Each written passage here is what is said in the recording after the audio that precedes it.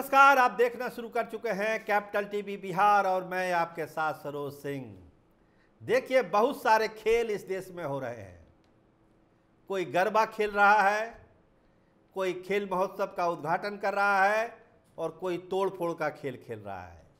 तो पहले जो ये कहा जा रहा था कि खेला होगा, तो अब जो खबरें हैं, खेला तो शुरू है, खेला तो हो रहा है। अब क्या होगा? खेला शुरू है। तो चिराग पासवान हाजीपुर में गरबा का खेल खेल रहे हैं, नीतीश कुमार राजगीर में खेल महोत्सव का उद्घाटन कर रहे हैं, लेकिन दिल्ली में तोड़ फोड़ का खेल चल रहा है। और वो खेल कौन खेल रहा है? आप जान रहे हैं, बीजेपी के चाणक्य अमित शाह। और जब हम कहते हैं कि खेला शुरू हो चुका है, तो खेला शुरू है। देखिए, शुरुआत हो गई है इसकी। लोकसभा में आएंगे हम बाद में, पहले राज्यसभा की बात कर लेते हैं। सांसदों का इस्तीफा शुरू है। जगन मोहन रेड्डी के 2 राज्यसभा सांसदों ने इस्तीफा कर दिया। 11 सांसद हैं। बाकी सांसदों के बारे में भी कहा जा रहा है कि बहुत जल्द उनका भी इस्तीफा होगा। बीजू जनता दल की सांसद थी ममता मोहंता, उन्होंने इस्तीफा कर दिया। और सबसे बड़ा खेला, फिर बीजेपी की सांसद भी हो गई राज्यसभा से। बहुत सारी पार्टियां हैं जिस पर एक एक करके ऑपरेशन चल रहा है। तो साउथ से शुरुआत हुई है, बीजू जनता दल तक पहुंची है। धीरे धीरे ये आग दूसरी पार्टियों में भी आएगी। तो राज्यसभा में तो खेला शुरू है, लेकिन लोकसभा में क्या हो रहा है? बड़ी चर्चा है चिराग के सांसदों की टूटने की, कि सांसद टच में हैं, 3 सांसद कभी भी टूट सकते हैं। तो शुरुआत तो हो गई है। सवाल एक बड़ा पूछा जाता है कि आखिर इतनी जल्दबाजी क्यों है? अभी तो 4 जून को नतीजे आए हैं लोकसभा के, तो अचानक ये तोड़फोड़ वाला ऑपरेशन चल क्यों रहा है? इतनी जल्दबाजी क्यों है? इतनी जल्दी में क्यों है अमित शाह और नरेंद्र मोदी? तो जवाब जो आता है वो सुन लीजिए आप। 4 राज्यों के विधानसभा चुनाव होने वाले हैं, और जो सर्वे है, आंतरिक सर्वे है, रिपोर्ट है, वो यही कहती है कि इन चारों राज्यों में दाल बहुत पतली है। हालत ठीक नहीं है भाजपा की। और जब इन 4 राज्यों में शिकस्त खानी पड़ेगी, तो आप समझिए कि कितना दबाव एक साथ आएगा बीजेपी के ऊपर।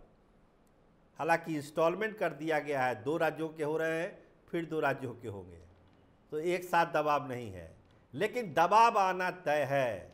4 राज्यों के नतीजों के बाद अमित शाह और नरेंद्र मोदी को दबाव झेलना मुश्किल होगा। इसीलिए तैयारी है कि जब तक चारों राज्य के नतीजे आए, उससे पहले ही 240 का आंकड़ा 272 तक पहुंचा दिया जाए।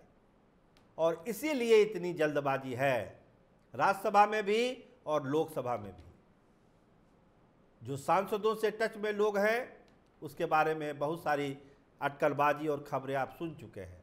चिराग पासवान की चर्चा हम कर चुके हैं, लेकिन बेखबर चिराग पासवान हाजीपुर में गरबा खेल रहे हैं। उनको पता है कि क्या होने वाला है, और उनको ये भी पता है, और उन्होंने ये भी तय कर रखा है कि आगे उनको करना क्या है।